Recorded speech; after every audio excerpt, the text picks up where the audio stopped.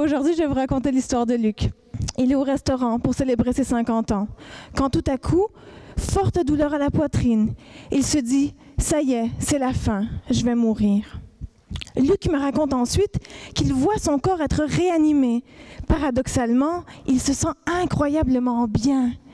Il va ensuite traverser ce tunnel, d'où émerge une forte lumière brillante qui l'accueille. Luc a du mal à trouver les mots pour m'expliquer ce qu'il a vécu.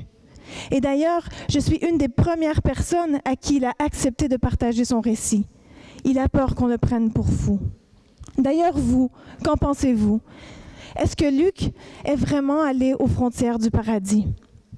Comme vous le voyez, Luc a vécu une expérience de mort imminente. Beaucoup de livres ont été publiés à ce sujet, mais peu d'études scientifiques. Eh bien, c'est là que commence ma mission, à l'aide d'un modèle biopsychosocial.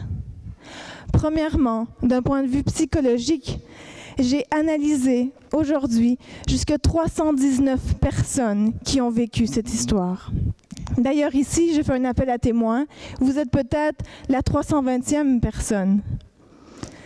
Ces analyses me permettent de me démontrer qu'une expérience de mort imminente n'est pas un souvenir imaginé. C'est quelque chose de réel pour les individus. Deuxièmement, d'un point de vue société, certaines composantes, comme le tunnel décrit par Luc, n'est pas représentée dans toutes les cultures. Nos collaborations internationales avec le Coma Science Group nous montrent que, en analysant les récits de divers pays, en Inde, on parlera plutôt d'un fleuve, tandis qu'au Moyen-Orient, ce sera une porte qui symbolisera le passage.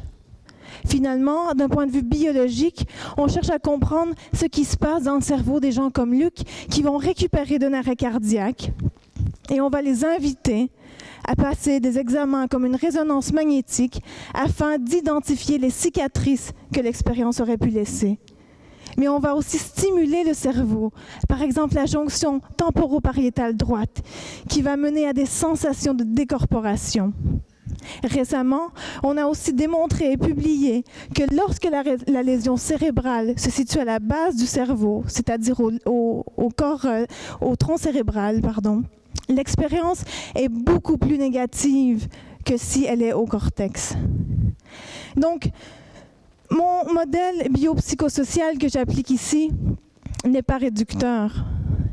Mais il faut, avec toute humilité et ouverture, accepter qu'on ne comprend pas bien comment le cerveau produit notre pensée.